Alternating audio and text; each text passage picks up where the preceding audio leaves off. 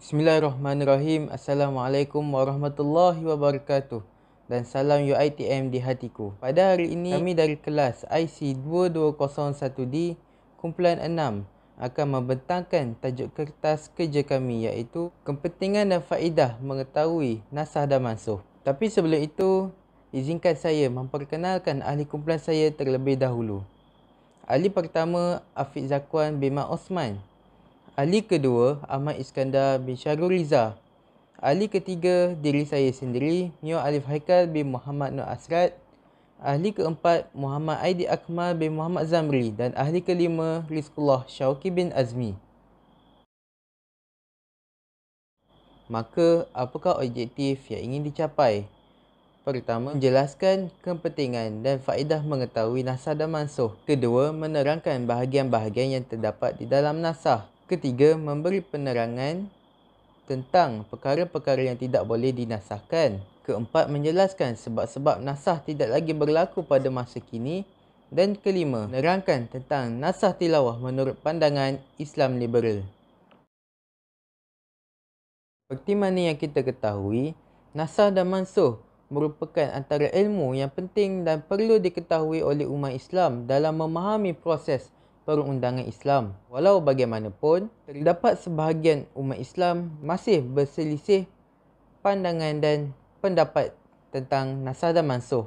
Nasah dan mansuh amat penting sekali untuk dipelajari kerana ia dapat menyingkap perundangan Islam dan ulum Al-Quran. Selain itu, ia juga dapat memastikan bahawa manusia dapat melihat hikmah Allah SWT dalam mendidik makhluk dan seterusnya, ujian kepada manusia. Ini juga menjadi bukti bahawa Al-Quran ini bukannya datang dan dicipta oleh Nabi SAW.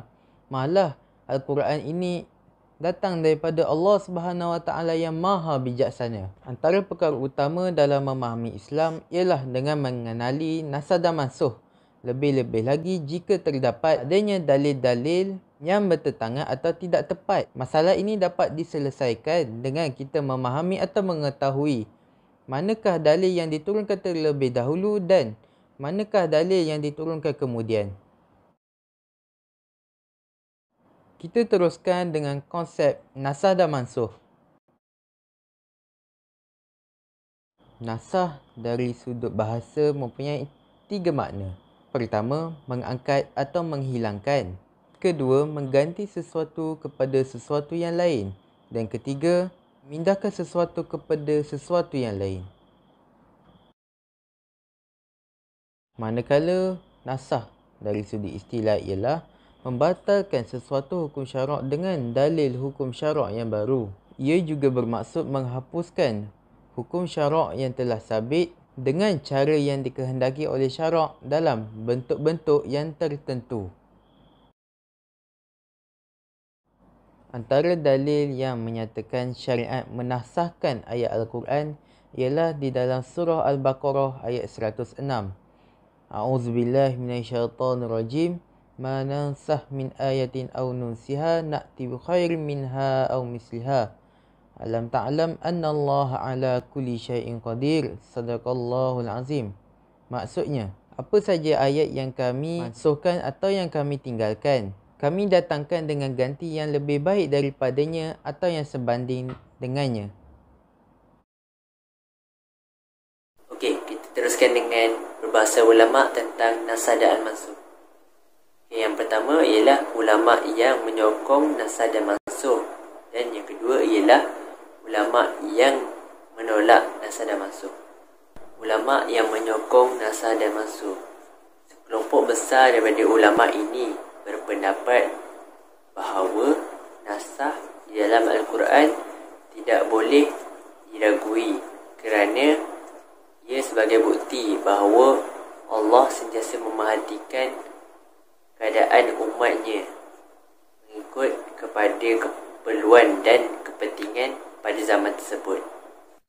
Bagi ulama yang menolak nasah dan mansuh ini, mereka berpendapat bahawa hukum syarak terdahulu yang sudah dinasah masih berkait dengan hukum undang-undang yang terdapat dalam syariat Islam. Konten kajian dan pembincangan yang terdapat di dalam pembentangan ini ialah yang pertama, dapat mengkaji dan menganalisa kepentingan mengetahui nasa dan mansukh. Yang kedua ialah dapat mengkaji faedah mengetahui nasa dan mansukh. Yang ketiga, dapat membincangkan nasah tilawah menurut Islam liberal. Yang keempat ialah dapat mengenal isu berkaitan nasa dan mansukh yang sering bermain di minda masyarakat.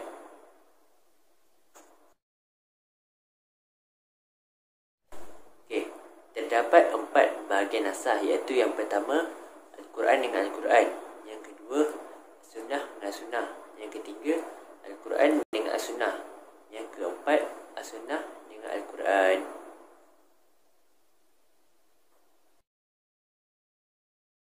Assalamualaikum warahmatullahi wabarakatuh. Saya Muhammad Aidil Akmal ingin menerangkan tentang bahagian nasah. Oleh itu, saya akan menerangkan terlebih dahulu tentang nasah Al-Quran dengan Al-Quran. Ayat yang dimaksudkan ialah dalam surah An-Nisa ayat ke-43. Bismillahirrahmanirrahim. Ya ayyuhallazina amanu la taqrabus shalah wa antum sukara hatta ta'lamu. Yang bermaksud, wahai orang-orang yang beriman, janganlah kamu solat jika kamu dalam keadaan mabuk, sehingga kamu sedar apa yang kamu lakukan. Seterusnya, ayat yang dinasahkan ialah dalam surah Maidah ayat ke-90.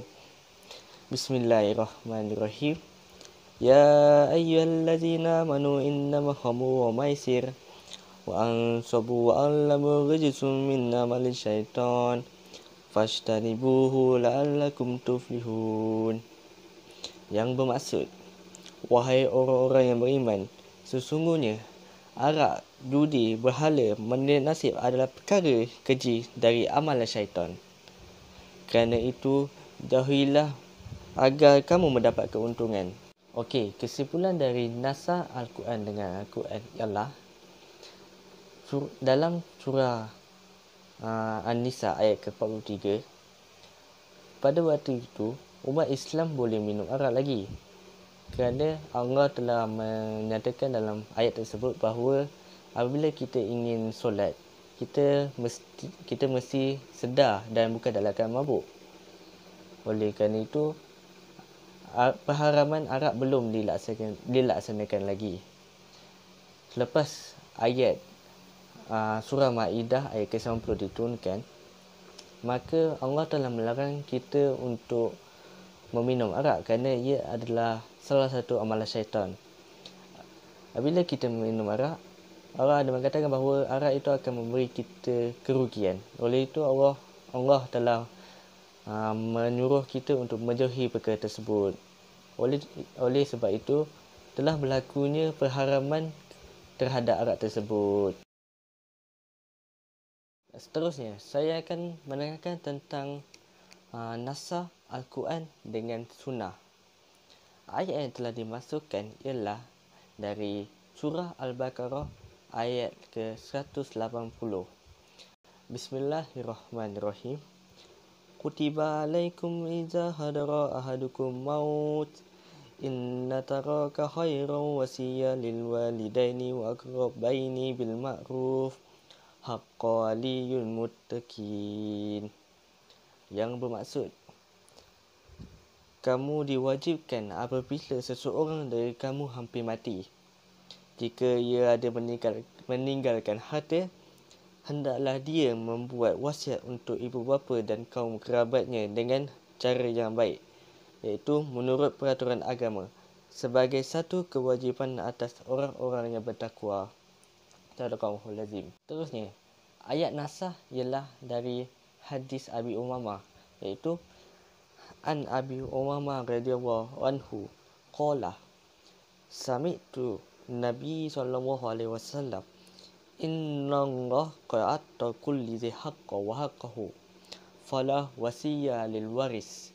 Yang bermaksud, sesungguhnya Allah telah memberi setiap yang mempunyai hak, iaitu ahli waris, maka tiada lagi hak waris bagi ahli waris. Kesimpulan yang boleh kita ambil daripada nasah Al-Quran dengan Sunnah ialah daripada surah Al-Baqarah ayat ke-180 yang mengatakan bahawa setiap orang yang menghampiri mati, mereka diwajibkan untuk melakukan wasiat kepada ahli waris.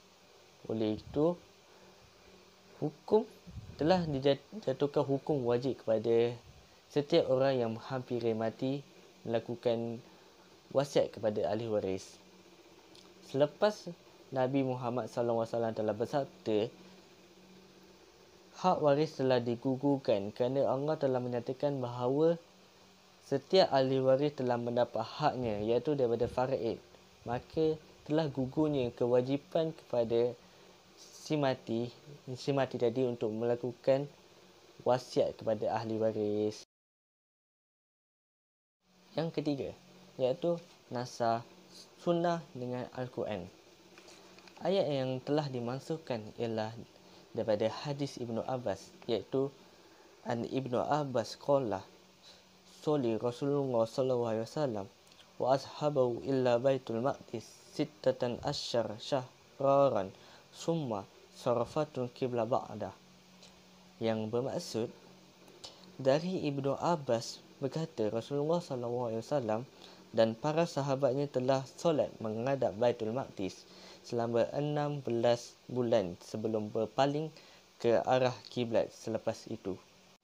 Ayat yang telah didasarkan kepada hadis tersebut adalah dari surah Al-Baqarah ayat ke-144. Bismillahirrahmanirrahim.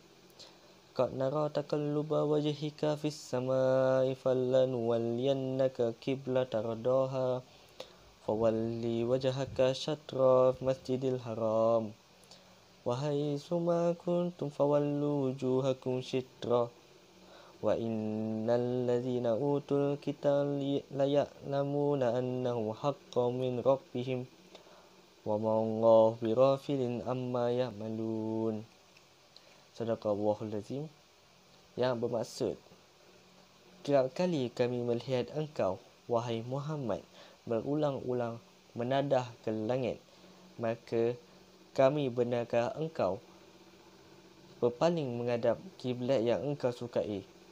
Oleh itu, palingkanlah mukamu ke arah Masjidil Haram, dan di mana sahaja kamu berada, maka hadapkanlah muka kamu ke arahnya. Dan sesungguhnya orang-orang Yahudi dan Nasrani yang telah diberikan kitab, mereka mengetahui bahawa perkara itu adalah perintah yang benar dari Tuhan mereka.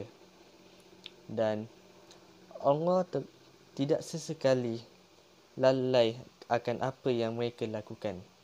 Kesimpulan yang boleh kita ambil daripada nasah sunnah dengan Al-Quran ialah hadis ini telah mengatakan bahawa Nabi Muhammad dan para sahabatnya menjadikan Baitul Maqdis sebagai kiblat umat Islam yang pertama selama 16 bulan.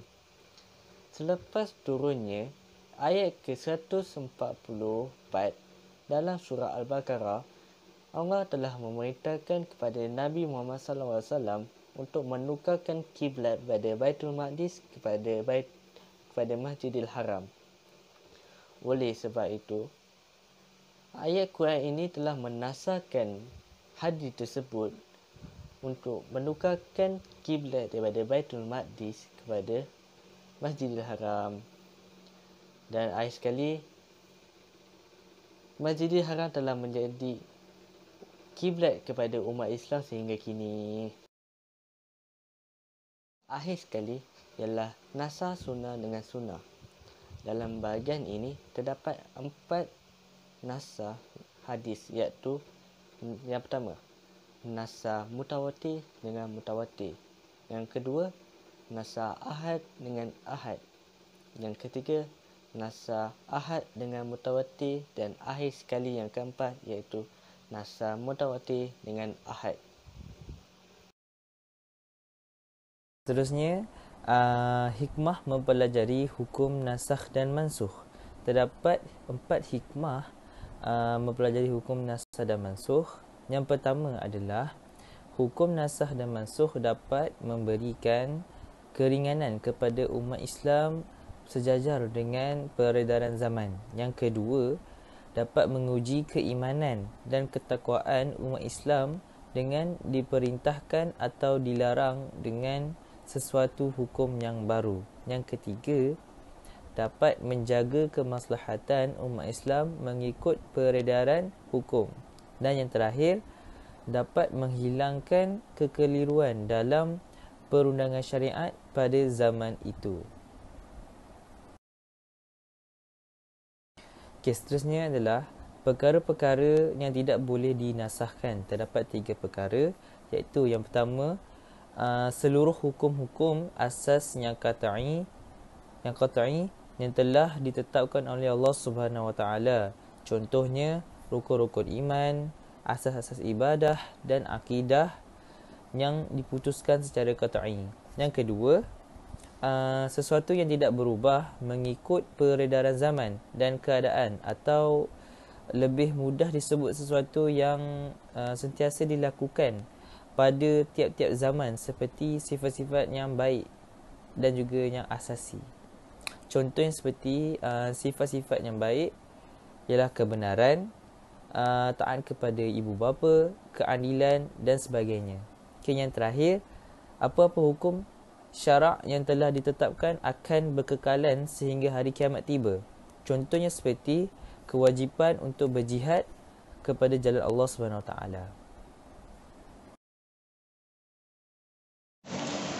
Pada slide ini saya akan membentangkan tentang sebab nasah tidak berlaku pada masa kini. Antara faktor-faktor kenapa nasah tidak berlaku pada masa kini adalah, yang pertama, perundangan Islam itu telah pun lengkap dan sempurna kerana Nabi Muhammad SAW telah memberikan panduan berdasarkan Al-Quran dalam setiap aspek kehidupan kita. Maka kita sebagai umat Islam tidak boleh meragui kesempurnaan perundangan tersebut kerana ianya telah berada di dalam hadis dan Al-Quran. Sebab yang kedua ataupun faktor yang kedua adalah kerana Allah telah menuntut melalui syarat kepada setiap hamba-Nya supaya kita beramal kepada Allah dengan penuh keyakinan tanpa sebarang keraguan dalam diri kita. Kerana apa? Kerana kita sebagai umat Islam tidak boleh menanam sifat was-was dalam diri kita tentang ajaran yang dibawa oleh Nabi Muhammad SAW. Kerana ajaran yang dibawa oleh Nabi Muhammad SAW itu adalah ajaran yang sempurna, yang tiada sebarang kebatilan. Maka jika kita was-was terhadap ajaran tersebut, ia membuatkan hati atau iman kita akan goyah. Dan sebab atau faktor yang terakhir adalah, seperti mana yang kita tahu, Al-Quran itu merupakan kitab yang terakhir dan ia merupakan wahyu daripada Allah kepada Rasulullah. Maka selepas Nabi Muhammad SAW wafat, maka tiada lagi ayat Al-Quran yang akan diturunkan.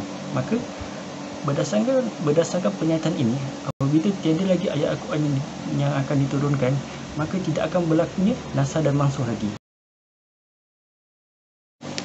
Jadi pada slide ini saya akan membentangkan atau membahaskan tentang pandangan Islam liberal terhadap nasah daripada Farid Ishaq pada tahun 1997. Dia ada berpandangan bahawa yang pertama adalah ayat-ayat Al-Quran yang menasahkan kitab suci-suci yang terdahulu seperti kitab Injil, Taurat dan Zabur. Dan yang kedua adalah penarikan ayat-ayat Al-Quran yang dikatakan telah dipadam kewujudannya. Dan yang ketiga adalah menasahkan perintah di dalam ayat-ayat terdahulu tetapi bacaannya masih kekal. Dan yang keempat adalah menasahkan amalan Nabi melalui ayat-ayat Al-Quran. Dan yang ketiga dan yang terakhir adalah pemansuhan hukum Al-Quran melalui amalan Nabi. Kesimpulan daripada seluruh pembentangan ini. Kesimpulan daripada tajuk nasah dan mansuh ini yang kami telah bentangkan di dalam kertas kecil ini ialah, kami telah berpendapat bahawa nasah dan mansuh ini telah memudahkan umat Islam keseluruhan dengan kesempurnaan supaya umat Islam untuk tidak lebih terasa terbeban dengan syariat Islam, kerana Islam itu adalah agama yang syumul, iaitu sempurna. Para ulama sepakat bahawa adanya nasah daripada nas-nas Al-Quran dan As-Sunnah.